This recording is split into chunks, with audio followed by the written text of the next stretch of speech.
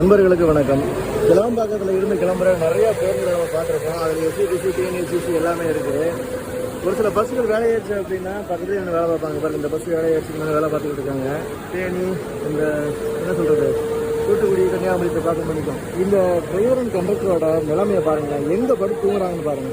நம்ம சர்வசாதாரணமாக கமெண்ட் பண்ணிடுறோம், எங்கே தூங்குறாங்கன்னு பாருங்க. பாருங்க, தெரியுதா எங்கே தூங்கிக்காது பார்த்தீங்களா? இதாங்க டிரைவருங்க நினைக்கிற நிலைமை. பிளாட்ஃபார்ம் கிடைக்காம பஸ்ஸை நிப்பாடுறதுக்கு இடம் இல்லாமல் வண்டி அதில் போட்டுட்டு இங்கே தூங்குறாங்க. நம்ம ஈஸியாக கமெண்ட் பண்ணிட்டு போயிடுறோம். இவங்க ஃப்ரீயாக தூங்கி எந்திரிச்சா மட்டும்தான் நம்ம சேஃபாக போக முடியும். அது இல்லாமல் பஸ்ஸு ஸ்லோவாக போகுது அப்படின்னா கண்டிப்பாக அவங்களுக்கு ஒர்க் இல்லாமல் இருக்கும். இல்லை எக்ஸ்ட்ரா டியூட்டி போட்டு அவங்கள வேலை வாங்கியிருப்பாங்க. இந்த மாதிரி நிறைய வேலைகள் இருக்குது. ஸோ சேஃபான ட்ராவலை என்றைக்குமே லைக் பண்ணுவோம். ஒரு சில பேருந்து ஓட்டுநர்கள் ரொம்ப வேகமாக போவாங்க. அப்படி பேருந்துகள் நம்மளுக்கு கிடைச்சது அப்படின்னா நமக்கு லக்கு தான். நம்மளும் சீக்கிரமாக நம்ம போக வேண்டிய இடத்துக்கு போய் சேர்ந்துடலாம்.